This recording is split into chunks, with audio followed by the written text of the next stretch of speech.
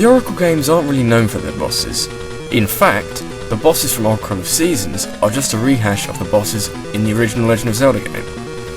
So I'm left to look at ages for a half decent boss, and thankfully, there is one that's up to scratch. RAMROCK is fairly different to most bosses in the Legend of Zelda series, in the fact that you don't defeat him with the item you get in the dungeon alone. Instead, the fight is split up into 4 forms, and you have to use a different item for each form. In the first form, you have to use your sword to deflect his flying fists back at him. You'll then get large, spiked fists that need a bomb chucked in the middle in order to hurt him. The third form has him use shields and lasers in an attempt to hurt you, with the seed shooter being the way forward here. Finally, using the power glove, I love the power glove, you pull Ramrock's ball and chain arms away from him, so they slam back into him. As far as Legend of Zelda goes, it's pretty clever for a boss fight, and by far and away the best fight in the Oracle games. Unique, intelligent, and even slightly challenging. How to sum it up? it's so bad.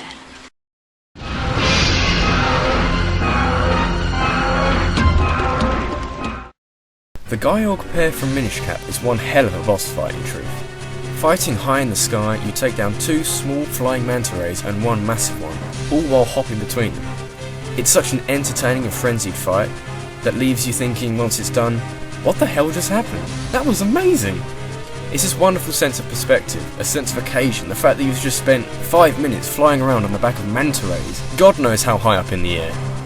The only real complaint I have with this fight is when one of the other manta rays starts shooting fireballs at you when you're trying to line up an attack on the main manta ray. It can get pretty annoying at times, but overall, a great fight.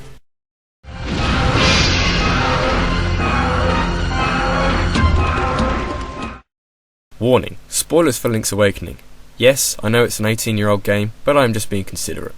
Nightmare isn't just nostalgic, it's a violent whirlwind of nostalgic fury. The plot of Link's Awakening was quite confusing at times, but to put it simply, the island of Koholint is a dream world. Defeating Nightmare awakens the windfish that in turn allows Link to escape this dream. As a result, Nightmare, as its name implies, consists of Link's worst nightmares, which for some reason manifest themselves as shadows of former bosses in the Zelda series. If the weird shadow bot, which I think is a reference to Zelda 2, isn't to your liking, then the fights against the shadowy Aghanim, Moldorm, Ganon and Lanmola should do you fine. By the way guys, Lanmola's shadow is not a separate boss, it's part of the whole Nightmare fight, so no, it isn't one of the easiest bosses ever made.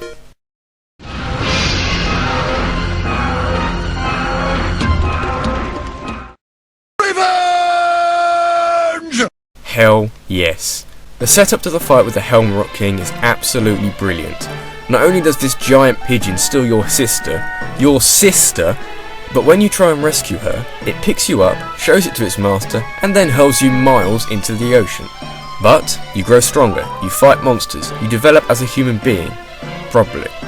And then, with the Master Sword in tow, you return to the Forsaken Fortress with one thought in your mind, taking down that piece of crap and smacking it in the face with your giant hammer. Escaping him while the room fills with water was fantastic fun, and hitting him with your hammer is beyond satisfying. But, apart from a very cool end to the fight, the second stage is pretty dull. Not much happens, and most of the time you're waiting for the bastard to come back down from the sky. Shame, could have been higher.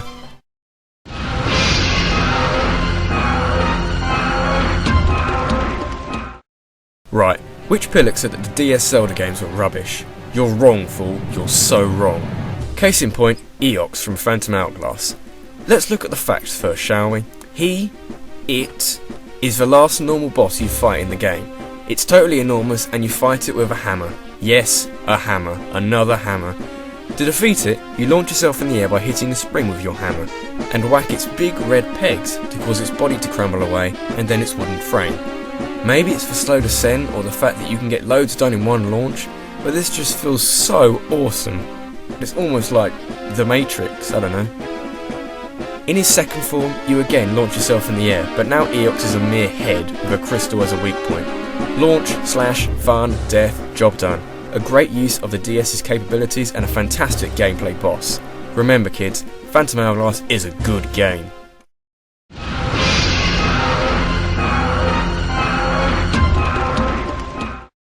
I've often been asked why I like the fight with Got from MAJORA'S so much. In reality, the slope slow down your Goron roll and when GOT starts chucking bombs and rocks at you, it can be hard to get anywhere near him. But I adore the frantic and versatile nature of this battle. Don't like rolling around as a Goron? Fine, whip out your bow and fire arrows, camp by the entrance and shoot him when he comes round. Don't want to wait for him? Well, unless you have the Pierced Deity mask, tough. Get after him as a Goron and ram into him. Avoid all the crap he throws at you and kick his ass. I've never died on this guy, even with all the attacks he throws at you, and that might be why I like him so much. You might get held up a couple of times by his attacks, but dodging bombs, rocks, electricity and those f***ing stalactites makes you feel like a total boss. Satisfaction at its very best right here.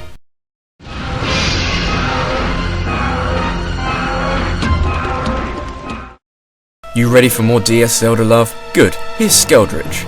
Forget about backstory, personality and all that drivel. SKELDRITCH is fun. And that's frankly all I asked for a boss to be. Armed with the Sand Wand, Link has to control the boulders that SKELDRITCH fires, guide them to a catapult and fire them back at SKELDRITCH.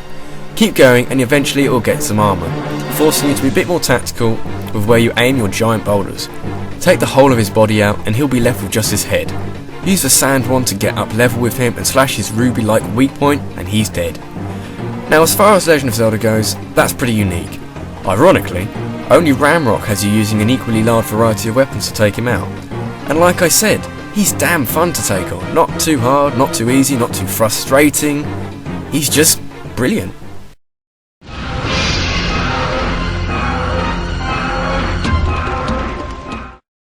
Warning, massive spoilers for Skyward Sword. Laws of personality mean that a fabulous villain leads to a fabulous boss fight, and GHIRAHIM doesn't disappoint. Well, that's a small lie because I thought that the first two fights of him in the Skyview Temple and the Fire Sanctuary were pretty underwhelming. For someone who is as insane as GHIRAHIM, I expected something more, or at least something better than him casually strolling towards you while throwing red diamonds. But all changes towards the end of the game.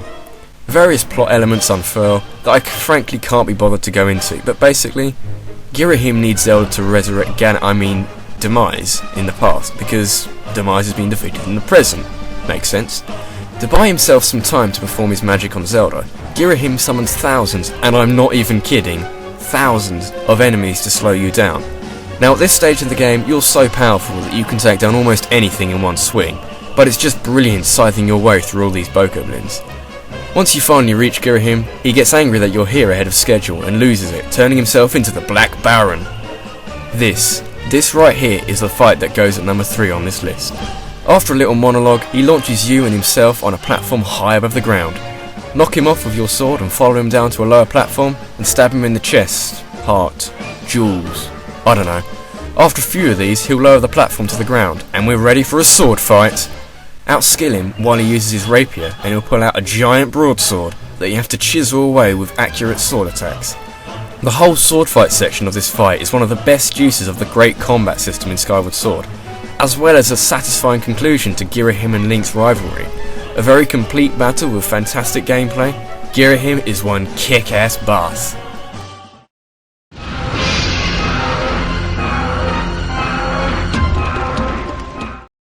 Warning, massive spoilers for oh f*** this. If you haven't seen this before, that's your problem.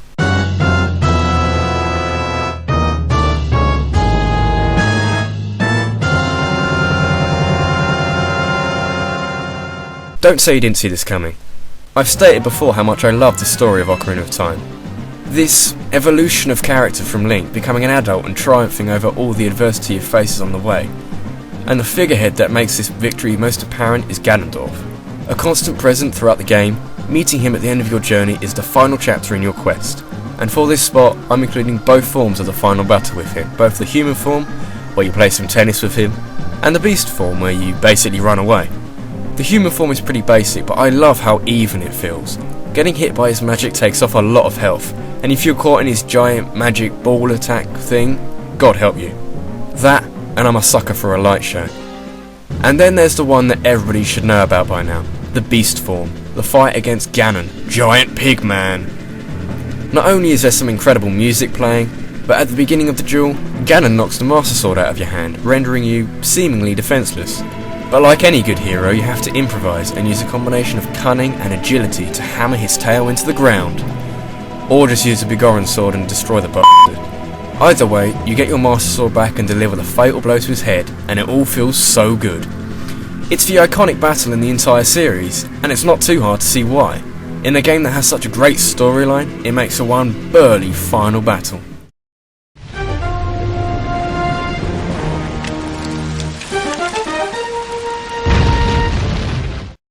One of my favourite characters, one of my favourite personalities, and one of my favourite bosses, all rolled into one. I may end up getting some flack for this, but at least give me a chance to tell you why I love the ZANT fight so much. Unlike GHIRAHIM, who started as an insane character, ZANT was this cool, calm and very threatening individual. You crossed him, you died, simple as. But it's only when you understand more about his personality that you truly appreciate what he's going through. ZANT's lust for power actually gives him an immature personality, and when things go wrong in the Palace of Twilight with Link and Midna trying to defeat him, he completely loses it, almost like a child being told he can't have something. This results in a very sporadic and chaotic battle with multiple forms, multiple changes in music, and multiple fighting styles.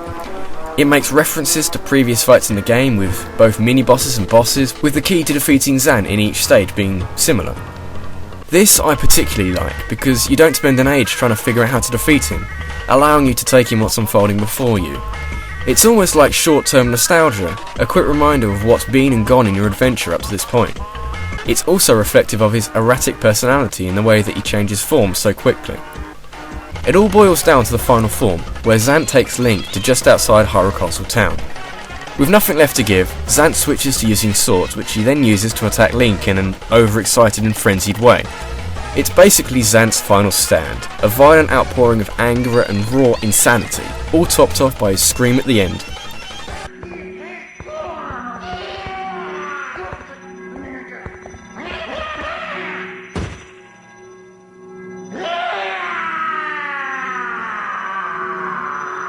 The whole fight with ZANT is the perfect use of a boss's personality within the fight itself. This crazy character is given one of the most diverse fights in the entire series, and that is why it's my favourite. This has been RABBIDLUGI, and